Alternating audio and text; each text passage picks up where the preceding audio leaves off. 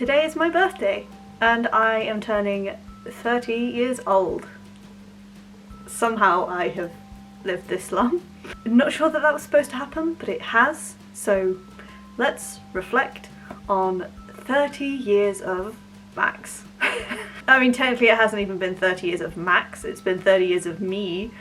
I've only been Max for 11 years. I'm gonna talk about 30 things to cover 30 years, 6 categories, 5 things apiece. First category is 5 things in life that I am proud of.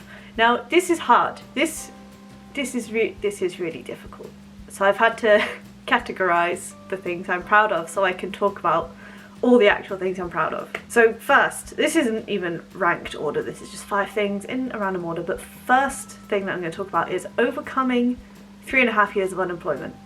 It was 1,308 days of unemployment, and on November 9th I was employed for 1,308 days, and now I'm living in the era of being employed longer than I was unemployed. Yay! It was really hard and it was really soul destroying. I've definitely talked about it before. I'm not gonna go into it too much, but oh my god, it was soul destroying.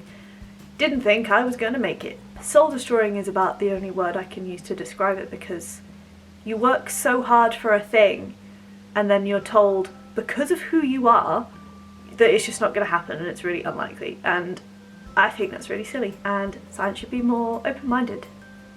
Please. Second thing that I am most proud of is my whole outreach journey. Somehow, believe it or not, I've become sort of a role model, and that is not a self-awarded title. I still struggle to see myself like that, but I understand when I have been called a role model. So Deaf Unity featured me as a deaf role model of the month. I have some really exciting upcoming projects where I'm being featured as a role model. I was also on the cover of a magazine called Kids to Adults, all about being a role model in STEM for disabled young people moving forward, and that is not somewhere I saw myself being. Didn't think it was an option because I never saw it. So now younger people can see someone like me doing cool stuff and be like, I can do cool stuff too.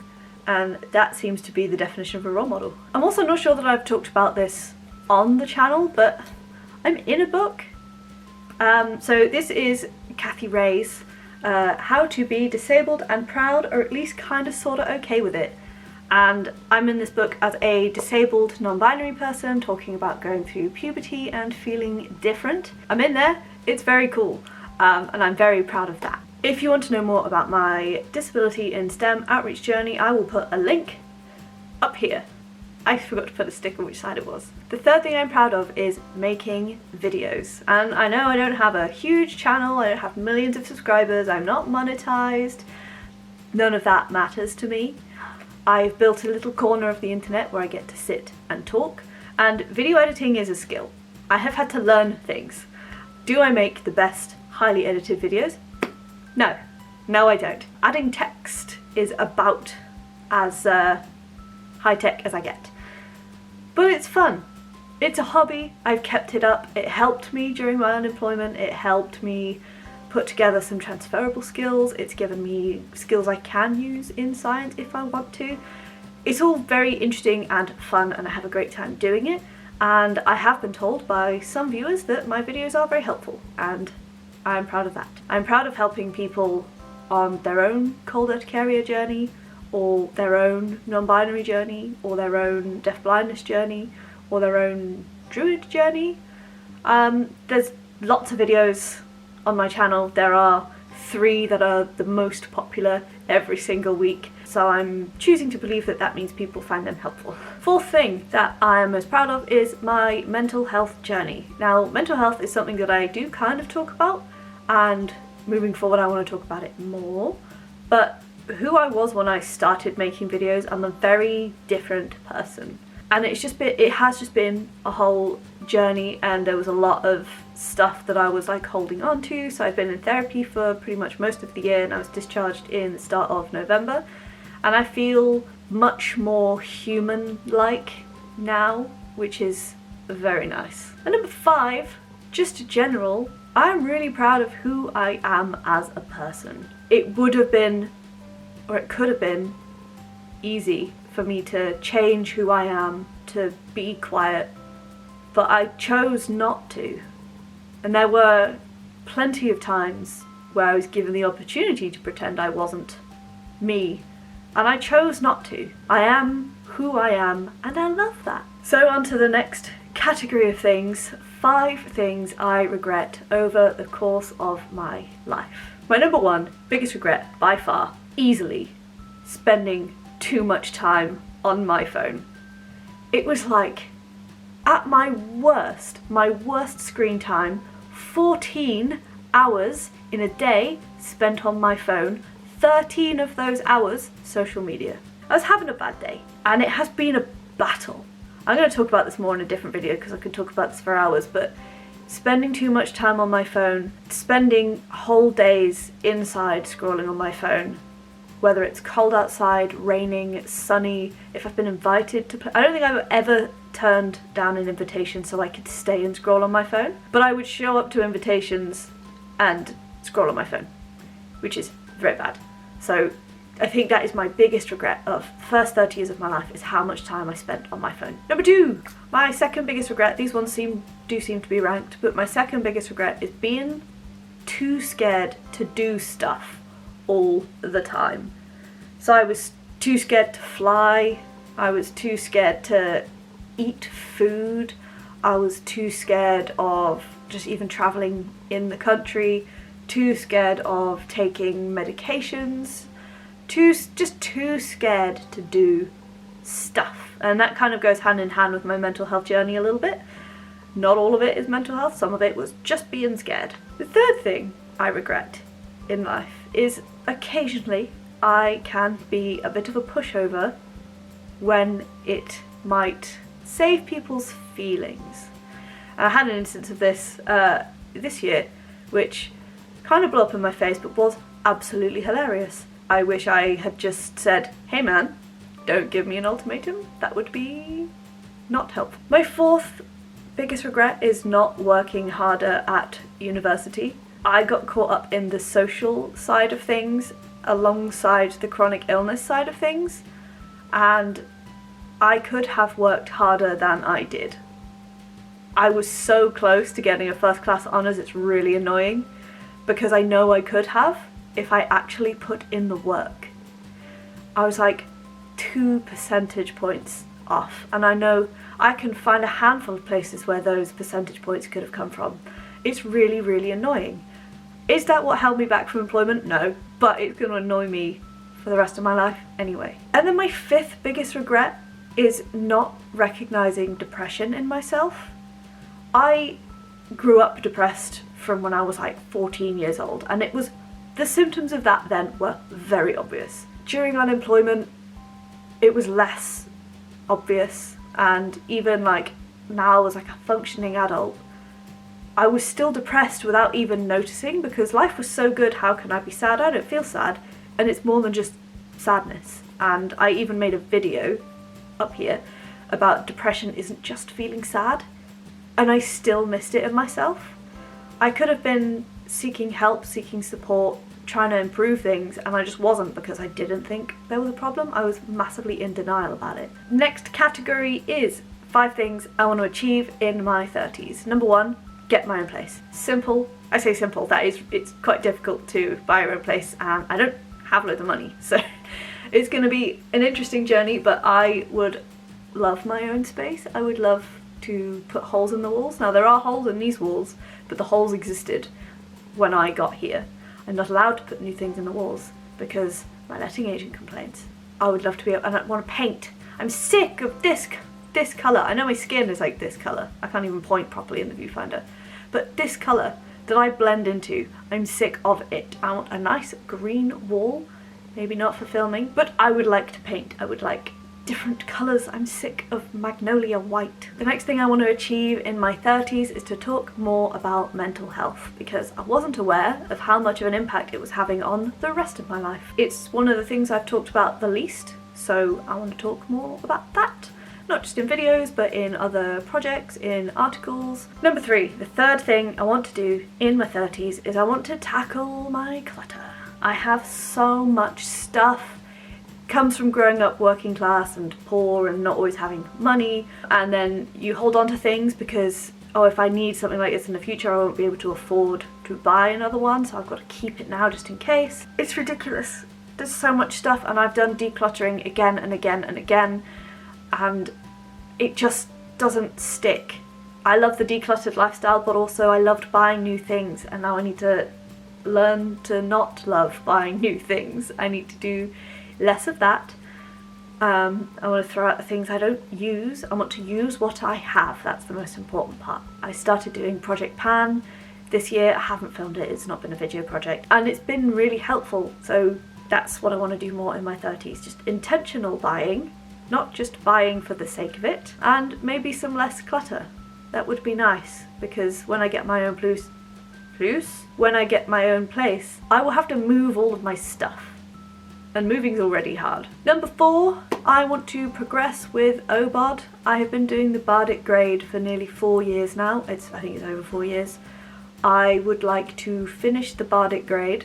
I will finish that in my 30s. And I would like to maybe do the next grade in my 30s. We shall see. I would like to maybe at least make a start on it. I think it would be good, but I do want to continue the journey and make my spirituality a bit more of a priority than it is currently. And then 5, touched on this already, less screen time. I have deleted Instagram off of my phone, I have deleted Facebook off of my phone, didn't use TikTok, and now I just have it on the desktop version, so I will still have a presence, but I will not be on it all the time. I will not be posting stories. Like, I can't just keep sitting on Instagram and living my life through the screen. And with less screen time comes more time to do things like progressing through OBOD, doing research on buying a house or a flat, who knows. Gives me more opportunity to make videos. The amount of times I've missed a video in a month over the last year because I've spent too much time scrolling on my phone and it's become too late. If I scroll on my phone less, you'll get more videos. Or I'll be able to write an article, or plan for a project, or something. Who knows? So now we come to 5 memories that I want to share, and the first one that comes to mind is so silly. It was my first year at university. I was living in student halls with randomly assigned people, and I had made some friends. And the way we used to make friends as a uni student is with alcohol. And one day we were drinking. I can't even remember whose flat we were in. We were playing drinking games. You can get drinking games on an app, if you didn't know. You could get many, there's many. We were playing some, and then we just started making up our own rules. One of them was my friend was tasked with surfing an ironing board down the stairs. And you know what? I know you think that ends really badly. He succeeded. And I don't know why, but it was very funny, and I think that just sums up everyone being silly students. I had a great time. We're still friends now, although I wouldn't ask him to slide down any stairs again. Well, maybe I would. The second memory I would like to share is from the Disability Power 100 in 2024, where I was recognised as the UK's most influential disabled scientist. Yay! I had a Pedro Pascal moment because on the tables each table had like a host. He had to fill up all the wine glasses, and I got drunk because I thought I could get drunk. I also got up to pee because I thought I could get up to pee, and I came back just as my category was like, it had already started, but it had just started, and my host was like, oh, you nearly missed it, and I was like, it's okay, I'm not gonna win. And the guy sat next to me, I was like filming it because I wanted to have it anyway, and I was filming it, and the guy next to me got 3rd place, and I was like, oh my god, that's you, yay! And then 2nd place came and we all clapped, and then my name got announced. I was like, oh my god, that's me. And then I had to go up and make a speech while I was I had drunk a little bit of wine. A little. I may have put the blind in blind drunk. Didn't fall over the stage, did not swear, did not embarrass myself. I'm told. The third memory I'm going to share is when I got my first job in science. I remember exactly where I was. It was March 2022 and I was looking after Layla and Shadow. We have vlogged Layla and Shadow before, they're in my cat sitting series. I was like, I feel like I need to go to Morrison's and get some snacks and then I'll just be inside for the rest of the day for whatever happens. I feel weird, I just want to get it out of the way. So I went to Morrison's, bought loads of snacks, came back, and pretty much as soon as I had got back I still had my coat on, my phone rang. And it was my job calling me saying like, hey, so you interviewed, how do you think it went? I was like, yeah, thought it went, really well, team was really nice, great. And they didn't really get straight to the point. And then they were like, we'd like to offer you a position. And I was like, yes please, I'll take it, yes please. And they were like, great, can you start on Monday? And I was like, no. I currently live in Nottingham, I will need a little bit of time to move so I can work. And they were like, okay, because I was terrified that if I couldn't start immediately that they'd revoke the offer, and now realistically that's not really going to happen because that's absurd. There I was, I knew I just couldn't start on that Monday. I had cat sitting, I had obligations, and then I also had all my stuff. I didn't want to pay rent on 2 places because I couldn't afford it, didn't have any money. And then I remember I called my dad, who had been badgering me for the whole duration of unemployment, to be like, have you got a job yet? Have you got a job yet? Have you got any interviews lined up? What's going on with your job? Have you got a job? Me. So I rang him and be like, Dad? And he was like, yes. And I was like, can I borrow some money? It was a setup. It was a setup. And he was like, what for? And I was like, well, I need to move to Cambridge because I've just got a job offer. And he was like, oh, bloody hell, brilliant, yeah, you could borrow whatever you need. That was a good memory, I remember. And then I burst into tears after that. I just picked up a cat and just cried into her for like 10 minutes. Fourth memory that I want to share, it's not, I mean technically it is a memory because I've remembered it. It feels more like a bit of a life story, but my first tattoo and subsequently getting engaged sort of by accident. Surprise! So, these were my first tattoos. Can't really see them very well. They're the ones on my hands, and my hands are currently green because my hair, for some reason, is leaching with the dye, so ignore that. And I remember booking it in, paying my deposit, being very scared because I never had a tattoo before, but I had had injections and I had fainted. In the tattoo parlor, he was drawing them on and I was like, I'm really scared. I don't want to pass out. Oh my goodness, that'd be so embarrassing. And he was like, you're not going to pass out. I was like, okay. And then he like put the needles in and it was fine. It was literally fine. And I was like, okay, so I'm still embarrassed but in a different way. And he's like, that's okay. It's fine, you weren't too bad. And I was like, yay. Paid and left, went pretty much straight to my at the time partner's house, and we were having a bit of an argument because she had, in the month since we had started dating, it had only been a month, had started cheating on me with her ex, and she had left herself logged in on my phone, and I saw the messages because it's my phone. And I was like, what? And then instead of like apologising like a normal person, she got down on one knee and said, will you marry me? My flabbers were gasted and I sort of stuttered and said, sure. And then I remember feeling, oh God, what have I just said? And in the moment, it's hard to bring that up. Don't worry, that ended. I never got married. So the fifth memory is international drag. Doing Baby Shark on stage in German Sign Language in front of about 1,800 deaf Germans. Bizarre. Bizarre. I can't even there's no, obviously it is memories, I was there, it was videoed, I was there, but that's bizarre. How did I end up there? But I did, and I had the best time. I had practiced the German Sign Language. It's very close to British Sign Language. And then I forgot I was wearing mittens. So it didn't really matter. I just kind of had to hope for the best. I think they found it funny. In some of the videos you can hear some giggling. Jesus. Okay, right, moving on. 5 photos to describe who I am at 30. So the first one, this one. Obviously, me as a scientist, doing what I do in a tissue culture hood. Ta-da!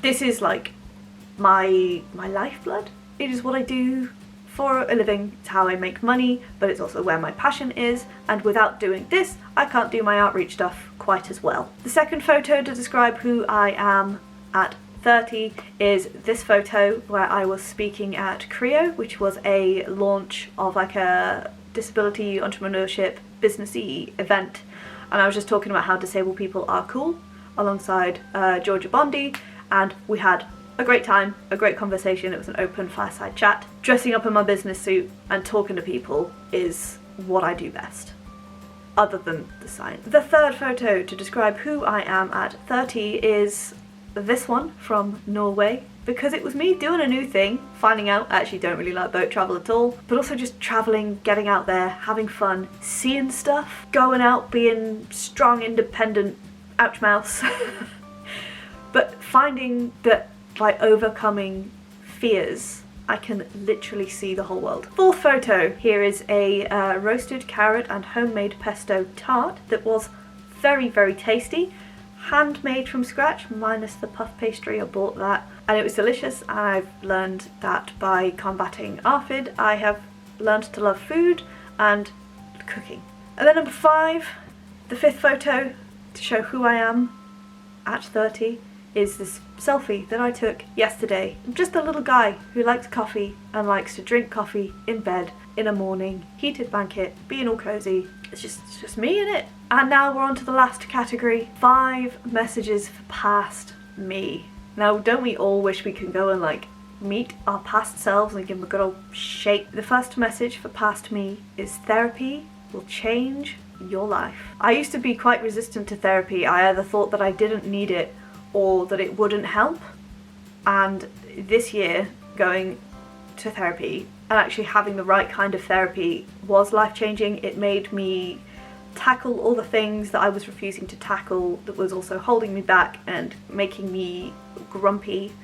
And just sort of, when you're thinking about some things all the time, it doesn't leave you a lot of bandwidth to think about the rest of life. So I have more bandwidth to do that now, and it is life-changing, and I'm very grateful for it. The second thing I want to tell past me is that you do get to live your dream of being a scientist. It does happen. Now, I don't want to tell past me at all that it gets better, because past me was told a lot that it gets better and they didn't believe it, and it was annoying. But I would like them to know that it does happen. It really does happen. You get to do it, you have a great time, you have a good job, good co-workers, and you don't just fit in, you belong, which is nice. And you get to do all kinds of other cool things, like be in books, go and give talks and be on panels and help with the running of conferences and mentor students and judge their posters and their work and help them and inspire them on their journey. You get to do all of that, which is very cool. The third thing I want to tell past me is to keep following your gut. The amount of times my gut instinct or my intuition has saved my ass many times. Knowing that I can be a scientist, having that gut instinct and intuition that can happen, keep following that. Don't listen to job coaches, outside influences that say you can't do it just because you've got green hair, you're too gay, you use a wheelchair, you're in pain all the time, you can't really hear, you can't really see. Ignore all of that. Just listen to what your gut is telling you. Number 4, you do not have to accept something just because it's free. Stop taking home free pens. You have enough pens. Stop taking home notebooks that you're not going to write in because you don't like writing in those kind of notebooks. Stop it. Stop it now. Stop it. Because I like notebooks that you can rip pages out of. Because I like to organise things. Whereas like if I have like a bound notebook, that has to be for a specific thing. That can't just be for random stuff because I'm never going to find anything. If I need to know where a note is, I need it to be where I think it will be. I don't want to have to go through 52 pages of stuff, of other random notes. It's really difficult. And I have so many pens, and I cannot just bring myself to throw out pens that are perfectly good. Stop bringing home free stuff. And the 5th message for past me is just thank you for continuing to be you. Because I like me, I'm fun, I have a good time. I don't really care if anyone disagrees, because I don't know who they are. That's fine. So, that's been 30 things for my 30th birthday. I feel old now. I don't know what comes next. We'll see. So, if you've got this far, well done. Don't forget to like this video, drop a comment down below if you have one. While you're there, subscribe to my channel and ring that notification bell so you get notified every single time I post a new video. Videos go up sometimes. It's why you need the bell on, because it's not a regular schedule anymore. Hopefully with my reduced screen time, I will have more time to make the videos. See ya!